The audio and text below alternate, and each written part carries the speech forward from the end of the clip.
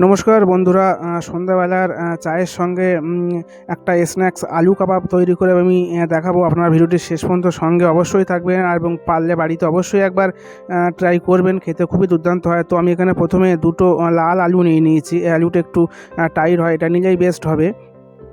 তো আলুগুলোকে আমি পুরোপুরি ছাড়িয়ে নিয়েছি। আপনারা পারলে এটাকে আগে থেকে সিদ্ধ করেও নিতে পারেন। তো আমি এখানে কাঁচা আলু ছাড়িয়ে নিয়ে আমি দেখুন পুরো সিদ্ধ করার জন্য পুরো পিস পিস করে নিয়েছি এবং গরম জলে আমি দিয়ে দিয়েছি সিদ্ধ করার জন্য। তো ঢাকা চাপাটা আমি দিয়ে দিলাম।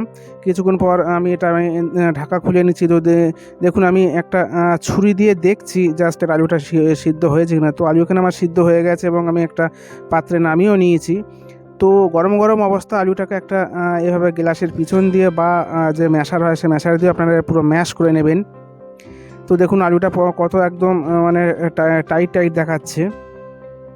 আর কিছু সবজি আমি এখানে নিয়েছি, পেঁয়াজ, ক্যাপসিকাম, বিনস এবং গাজর। তো আমি এখানে বিনসগুলো পুরো একদম যত সম্ভব ছোটো ছোটো টুকরো টুকরো করে কাটা যায় সব সবজিগুলোকে। তো পেঁয়াজটাকেও একই পদ্ধতিতে আমি পুরো একদম কুচি কুচি করে কেটে নিচ্ছি। দেখুন এভাবে আপনারা যত ছোটো পারেন কেটে নেবেন। আর ক্যাপসিকামটাও ঠিক একই পদ্ধতিতে আমি প্রথমে লম্বা লম্বা, তারপরে এগুলোকে একদম কুচি কুচি করে কেটে নিচ্ছি এভাবে। দেখুন আমার মতন আপনারা সবাই কেটে নেবেন।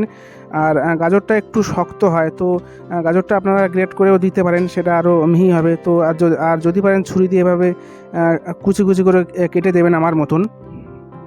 তো সমস্ত সবজিগুলো আমার এখানে কাটা হয়ে গেছে কমপ্লিট, একসঙ্গে আমি মিশিয়ে নিয়েছি।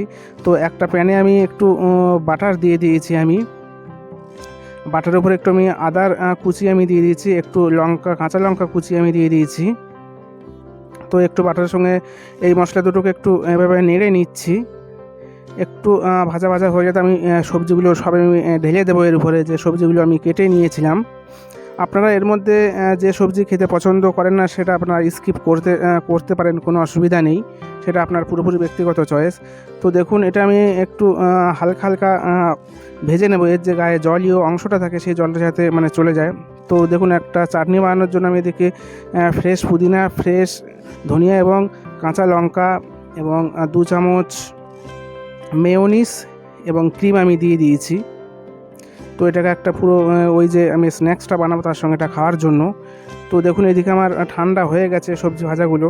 আর ঠান্ডা হয়ে যাওয়ার পর আমার আলুটাও বিছিয়ে দেওয়া ছিল, ওটাও ঠান্ডা হয়ে গেছে। তো আলুর সঙ্গে সবজিগুলো ভালোভাবে একদম হাত দিয়ে ভালোভাবে যতটা সম্ভব মিশিয়ে নেওয়া যায় সেটা করতে হবে। তো একটু আমি এখানে ধনিয়া পাতার কুচি আমি দিচ্ছি মশলা হিসাবে।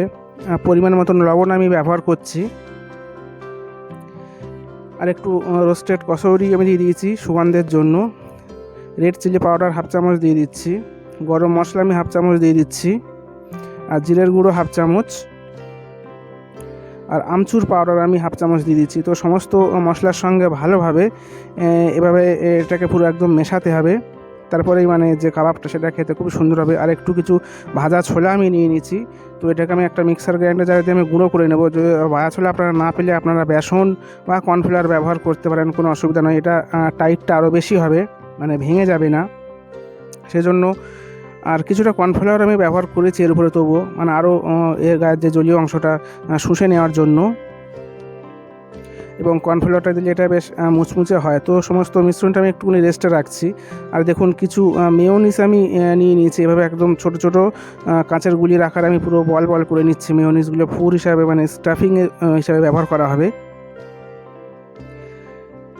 তো মিশ্রণটি এভাবে কিছু নিয়ে হাতে একটু গোল গোল রাউন্ড শেপ করে চাপটা করে একটা মেয়োনিজের গুলি আমি এভাবে দিয়ে দেবো এর উপরে, এবং আমি যেমন দিচ্ছি তেমনভাবে আপনারা পুরো স্টাফিংটা ভরে নেবেন পুরোপুরি। এটাকে আপনারা রাউন্ড বা গোল শেপে এভাবে রাখতে পারেন, বা একটু হাতের সাহায্যে হালকাভাবে চ্যাপটা করে নেবেন, সেটা আপনারা যেমন চাইবেন তেমন অবশ্যই করে নেবেন।